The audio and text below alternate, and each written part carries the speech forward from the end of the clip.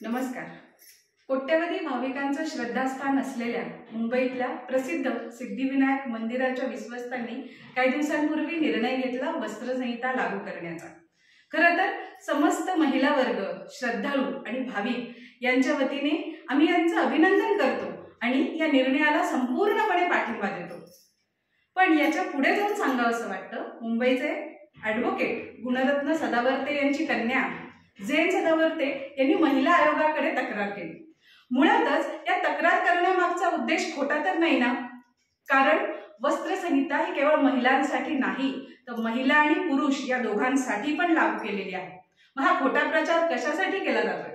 मुळात मनामध्ये पहिल्यांदा प्रश्न हा निर्माण होतो की वस्त्रसंहिता ही सगळ्यांसाठी, फक्त मंदिरांमध्येच नव्हे तर चर्च, गुरुद्वारा, मदरसा या सगळ्यांमध्ये लागू असताना केवळ आक्षेप या मंदिरांसंदर्भातच का?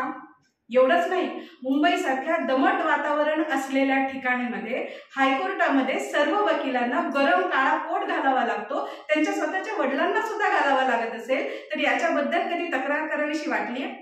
शाळेमध्ये आपण जातो, डॉक्टरकडे, हॉस्पिटलमध्ये, ICU मध्ये जातो तेव्हा सुद्धा नियम असतात, ते तर आपण पाहतो ना। मग व्यक्ती स्वातंत्र्य म्हणजे मंदिरामध्ये तोकडे आणि फाटके कपडे घालून जाणं यालाच व्यक्ती स्वातंत्र्य म्हणावं? तर अर्थातच नाही। एवढ्यावरच नाहीये तर मद्रास हायकोर्टाने 1 जानेवारी 2016 रोजी निर्णय दिलेला आहे की मंदिरामध्ये सात्विक पोशाख घालून जाणं आवश्यक आहे आणि तामिळनाडू राज्यामध्ये हे लागू सुद्धा झालेलं आहे। याबद्दल काय म्हणणार?